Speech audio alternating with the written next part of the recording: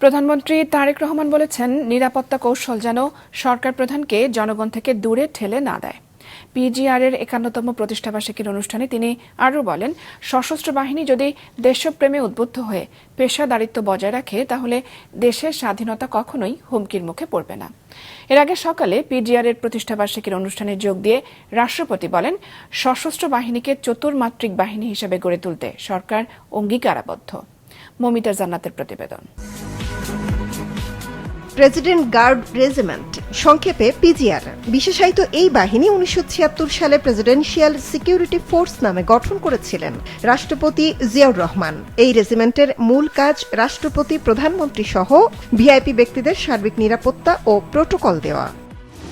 সকালে পিজিআর-এর ৫১তম প্রতিষ্ঠাবার্ষিকীর অনুষ্ঠানে যোগ দেন রাষ্ট্রপতি মোহাম্মদ শাহাবুদ্দিন। বলেন, সশস্ত্র বাহিনীকে আধুনিক চতুর্মাত্রিক বাহিনী হিসেবে গড়ে তুলতে সরকার অঙ্গীকারবদ্ধ। নিরাপত্তা এখন একটি বহুমাত্রিক বিষয়। প্রেসিডেন্ট গার্ড রেজিমেন্ট আগামী দিনে আরও আধুনিক প্রযুক্তি, আন্তর্জাতিক মানের প্রশিক্ষণ এবং পেশাগত উৎকর্ষ অর্জনের মাধ্যমে নিজেদের সক্ষমতাকে আরও বাড়াবে। সরকার সশস্ত্র বাহিনীকে আধুনিক চতুর্মাত্রিক বাহিনী হিসাবে গড়ে তুলতে অঙ্গীকারবদ্ধ।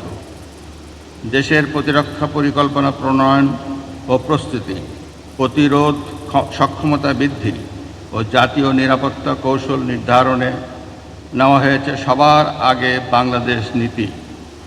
এ সকল নীতি ও উদ্যোগ বাস্তবায়িত হলে সশস্ত্র বাহিনীর সার্বিক সক্ষমতা ও দক্ষতা বৃদ্ধি পাবে।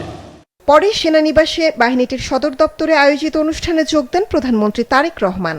গাছ লাগিয়ে এবং কেক কেটে অংশ নেন প্রতিষ্ঠাবার্ষিকী উদযাপনে।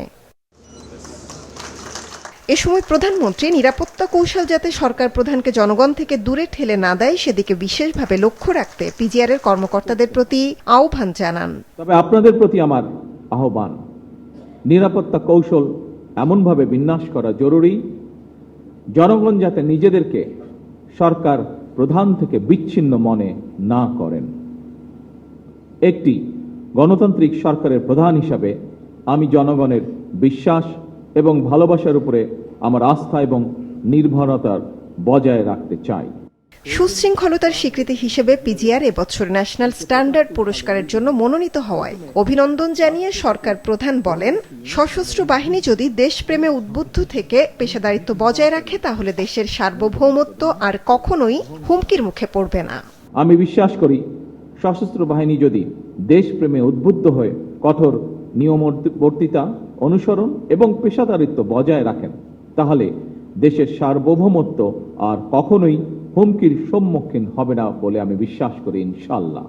অনুষ্ঠানে ৩ বাহিনীর প্রধান এবং সামরিক ও বেসামরিক ঊর্ধ্বতন কর্মকর্তারা উপস্থিত ছিলেন। মৌমিতা জান্নাত, মাছরাঙা সংবাদ, ঢাকা।